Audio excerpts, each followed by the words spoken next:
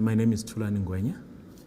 I work for ESCOM as a specialist, chief advisor, contractor safety. I've got a BTech degree in environmental health from Technical in Pretoria, and I've got also a couple of certificates in terms of environmental management as well. And yeah, I've been with ESCOM for 3 years now. So as actually I started being a manager in operational and process safety within ESCOM. So working rights was one of the portfolio that actually I was managing during that time. So currently what I do is that advise ESCOM in terms of any policies and processes with regards to contractor safety.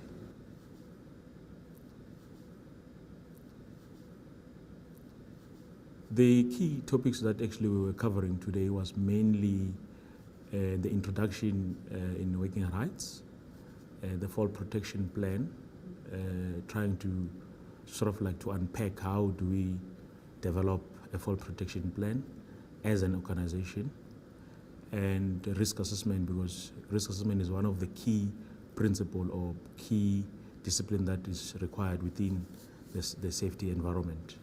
And we also looked in terms of the training and authorization, because we know that within working rights, as we know that working rights in the construction sector is one of the risk activities. So we really needed to sort of like engage more in terms of training and authorization, whether we have got competent people or not. We also covered the issues of medical fitness, because oftentimes we've got challenges with employees who are not declaring their medical status. So we wanted to sort of like engage more and raise issues of awareness in terms of what is it that we can do in order to prevent people who are actually epileptics involved in working in a tight environment. And we also looked in terms of the health and safety equipment, or the working rights equipment that needs to be used during that particular processes. So basically those were the topics that actually we looked into it. And obviously there were key activities that we've done. We tried to develop a fall protection plan as a group, sort of like it was an assignment of some sort to say, let us actually try and develop a fall protection plan, which they were given. We divided into 4 groups, and each group were given a certain project to come up with a fall protection plan, and also to come up with a baseline risk assessment in line with that particular project. So basically that's what we've done today.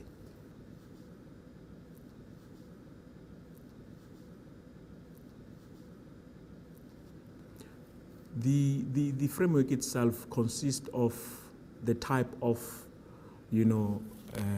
systems that need to be used when you are involved in that particular industry. It also involves the type of,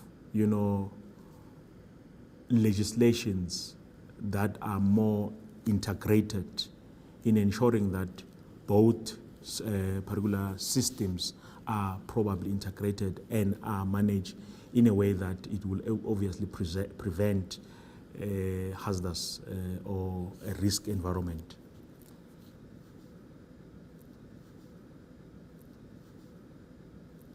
Not exactly, but what it just says, it says an employer must provide a safe working environment. Now, there are hierarchy of control that you need to follow as an employer in ensuring that you comply to that particular section, which is Section 8. So it is not stipulated in terms of what is it that you need to do in a sequential form. So it depends on the type of activities that you as an employer are involved in or you are engaging in. So those are the things that you need to do, but you cannot have a sort of like a legal framework which stipulates or tells you exactly this is what you need to do. It just says you need to provide a safe working environment. So it's an obligation as an employer. You've got an obligation as an employer to ensure that you provide a safe working environment. Then it does not stipulate what is it that you need to do. So it's upon you as an organization to ensure that you bring or you develop certain guidelines, procedures, as well as policies to ensure that you agree or you comply with that particular section. Working rights is defined as an activity of that operates or that happens above the ground level. For example, if one is constructing a two-story building, you will then use your scaffoldings. So as soon as you are actually working on top of the scaffolding, we regard this as working rights, because you are not basically working on the ground level. You are already elevated, you are working at an elevated position. So anything can happen there. So you might fall from heights, which would result you to fatalities or to any injuries taking place. So as long as you are not working in a stable condition or stable environment, therefore you are working rights immediately once you are above the ground level.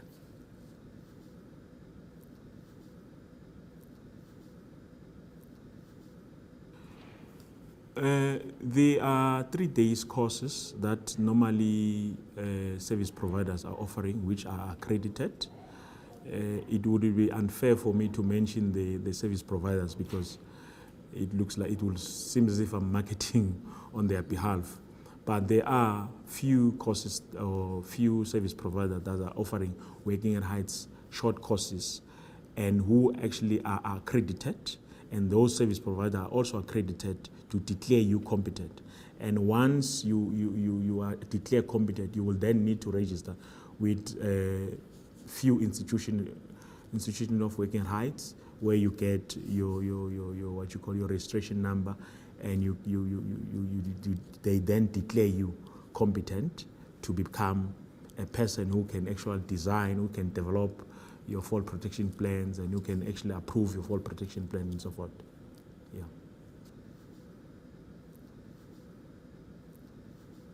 You've got quite a number of steps and procedures. One, you need to be competent as a safety officer.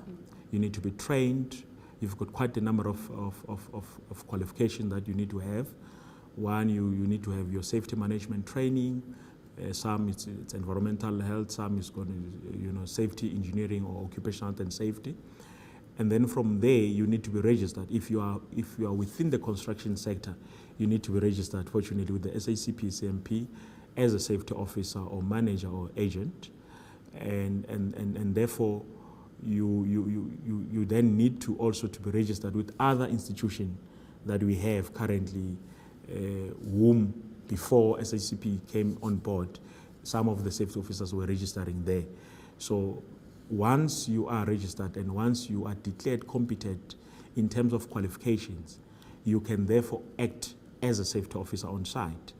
And there are certain expectation from you as a safety officer to ensure that there are safety files on sites and people are adhering to all the relevant legislations that are applicable in that particular space. So those are few expectations from a safety officer. One of the things is, as a safety officer, your duty is to ensure that the working environment is safe, number one. It's for you to protect the employees as well as the employer. Because when you look in terms of Section 8 of the OSH Act, it says duties of employer towards employees. So it is therefore your duty as a safety officer that the employer provide a safe working environment for the employees. But at the same time, when you look in terms of Section 14 of the Act, it says duties of employees. So now, as employees, you need to ensure that you adhere to all the rules and policies that the employer is giving. Now, being a safety officer is to ensure that both parties are in a safe working environment, or the other part adhere to all the policies, the other part ensure that they provide a safe working environment. If not, what you need to do as a safety officer, you need to conscientize the employee as well as the employer about the current situation and try and find a way, an amicable solution to deal with this particular problem. Because should anything happen and you are there as a safety officer, let's say something goes wrong, you are there as a safety officer, it becomes a problem, because it means that you don't actually do your work with due diligence. Now, as a safety officer, you need to ensure that you conduct risk assessment on site. You ensure that you induct people about the hazards involved. You ensure that you give training where necessary. You ensure that you provide your PPE, which is your personal protective equipment, as well as report or inform the employer about certain challenges or certain conditions that are there which are above your responsibility or your knowledge. There's certain processes that you need to follow.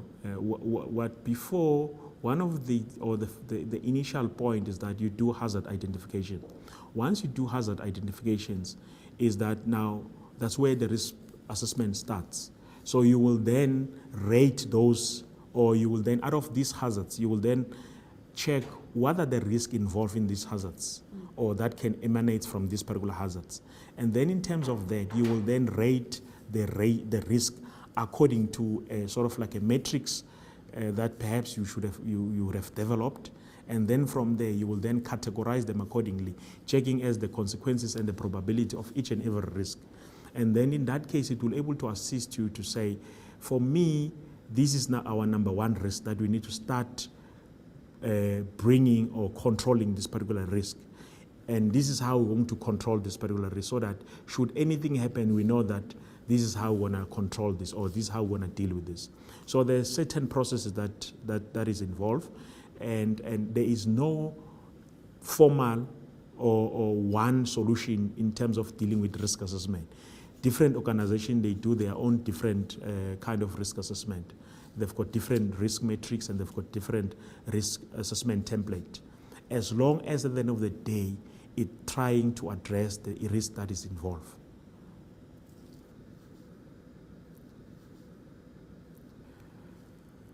When we talk about standard compliance that is required on site, we've got quite a number of standard compliance that we need to adhere to.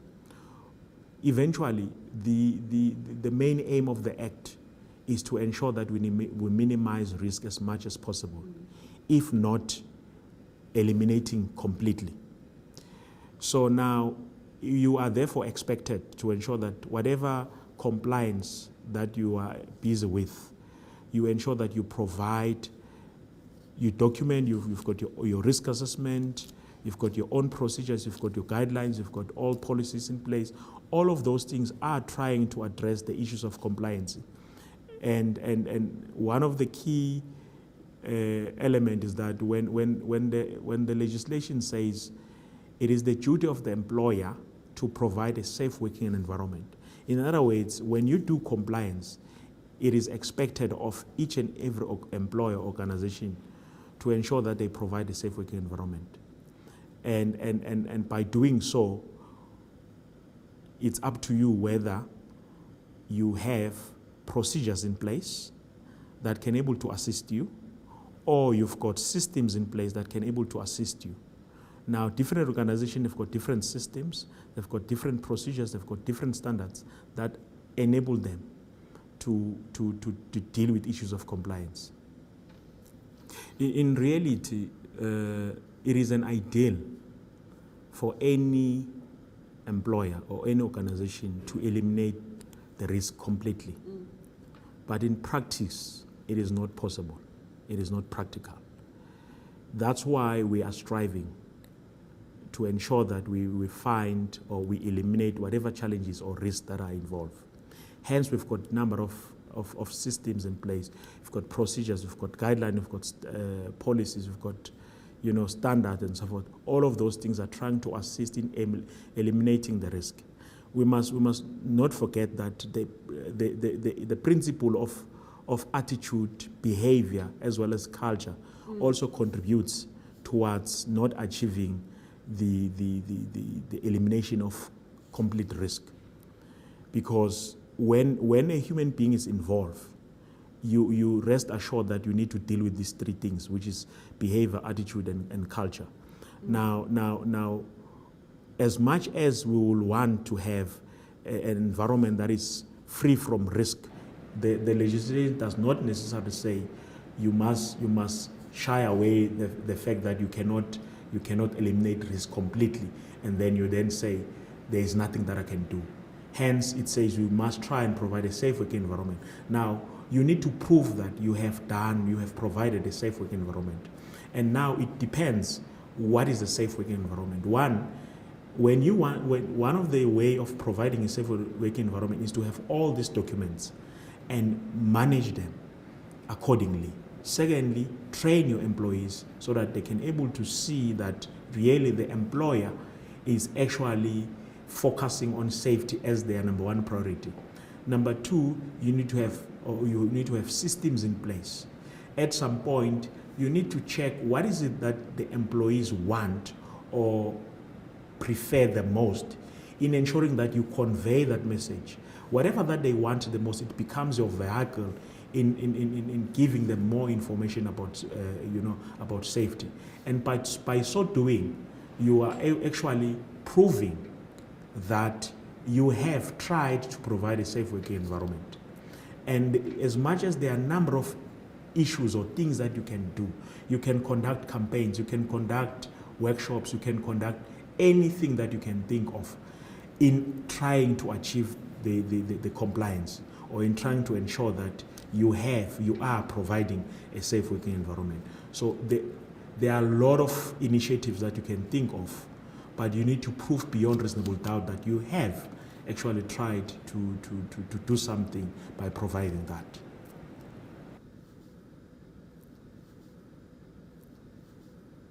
You need to keep records of any safety-related issues. And the time frame by that time is you can keep around about up until a period of 30 to 40 years of those particular records.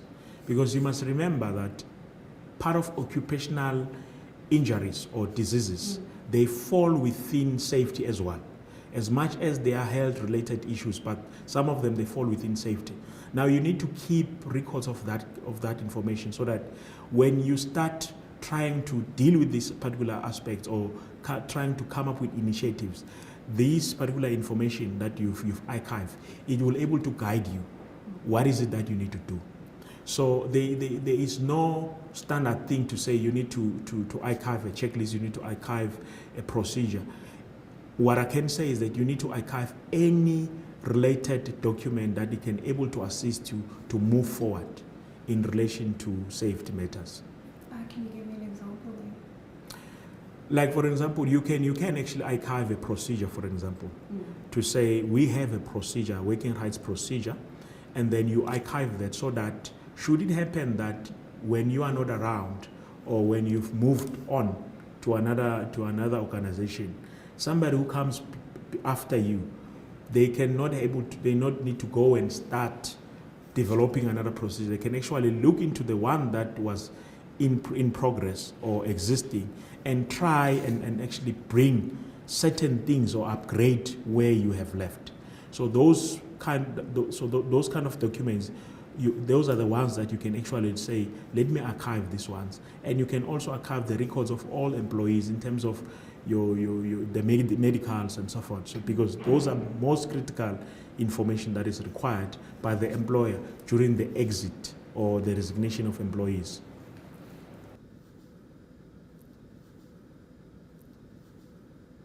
You have on a construction site, you can have your safety reps.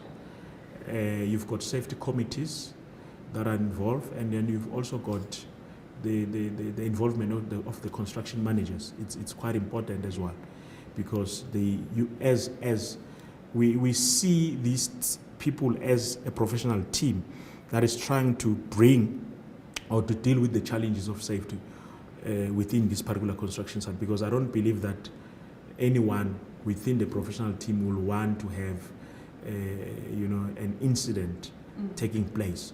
So anyone who actually is involved in the professional team can actually can play that particular role.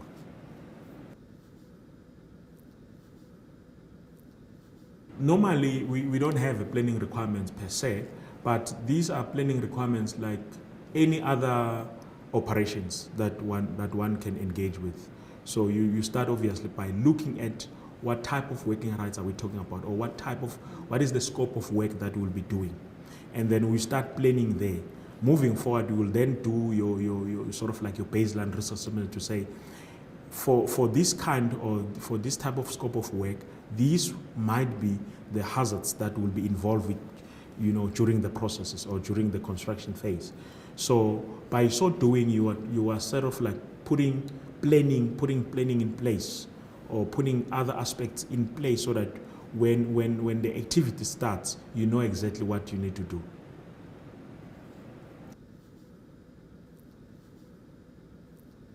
Ideally, you need to have a supervisor to each and every stages, and that particular supervisor should be competent in working rights. They should know exactly what they are doing. So these issues of ad hoc basis, supervisor on an ad hoc basis, does not work, because an incident can happen within a split of a second. So it is ideal that you have a supervisor in each and every stages, so that you can able to assist and guide. Because oftentimes employees tend to rush what they are doing because of the pressure, or because of the working environment where they are in, the comfortability. Because when you are working rights, at some point you are not comfortable enough compared to when you are working on a ground level. So therefore you will then need to have a supervisor who will able to assist you, who will able to, should anything fall from heights, you can able to, the supervisor can able to assist you and give back whatever that actually has fallen. So it is very critical that you have a supervisor each and every stages.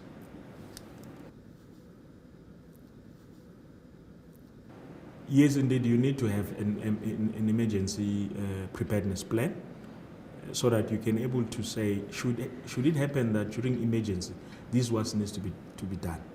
So in other words, each and every employee must be aware or well conversant with that particular plan. And obviously, in terms of your siren, for example, if should it happen that the working environment is noisy, people should able to know that if this siren goes off, what is it that we need to do? So those are kind of emergency preparedness, that plan that you need to have in place. And obviously, you need to liaise with the local emergency services, so that you know exactly that should anyone get injured, where to go. Yeah. You need to have a person who is trained in first aider, who was declared competent by a competent service provider, so that should anything happen, let's say somebody fall from heights, then the first thing that you need to do, you need to get a first aider before probably it goes to the hospital, to the nearest hospital or clinic. So it is very critical that you have everything in place.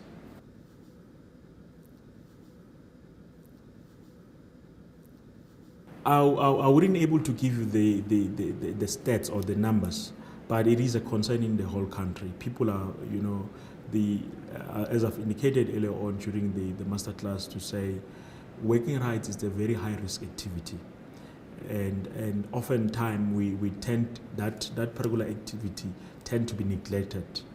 But when you compare to the global trend, we are actually coming closer to that, because it's very high.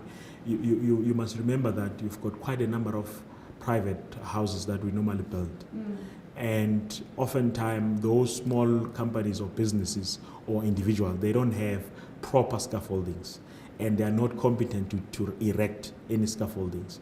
So oftentimes fall from heights happen during that period, and some of them they are not reported, and some they are reported. But in terms of the level of working heights, it is actually alarming, and it's a concern.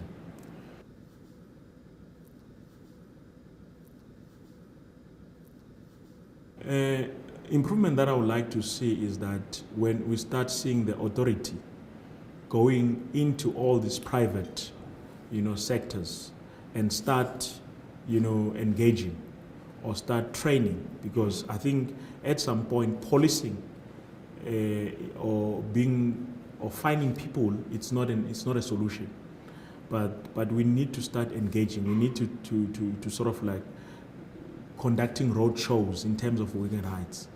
And by so doing that, we are basically conscientizing and we're also empowering those people who are not exposed in kind of environment.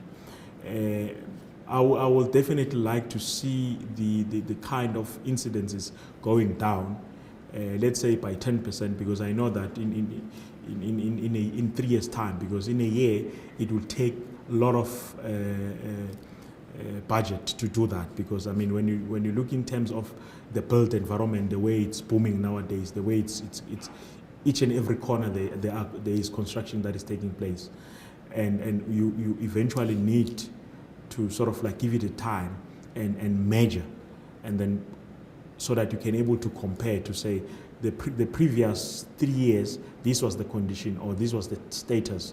Currently, this is where we are sitting. Yeah, so that's basically what I would like to see. As much as we also tried to deal with the issues of medical fitness for employees being appointed in the working rights environment. Because you must remember that when an individual is looking for employment, they normally don't declare their medicals. They will tell you that they are fit to work at heights. They are not afraid in working at heights. And oftentimes you will find that people who got epileptics are also being appointed and to work at heights. And that's the problem, because should anything happens while the person is working at heights, when the epileptics kicks in, and chances are that the person might die. And I don't think that any person or any organization will want to have such situation where a person falls from heights because of not declaring his medical conditions. And unfortunately, even when you look in terms of medical conditions, there is nowhere where they detect whether you are fit to work at heights or not. The only thing that they can dictate is your high blood pressure and so forth and so forth. But in terms of the fitness at working at heights, it becomes a problem because we rely on an individual to declare and to be honest about his medical condition. That's the problem. And at this point in time, people are looking for employment and they will lie about their conditions.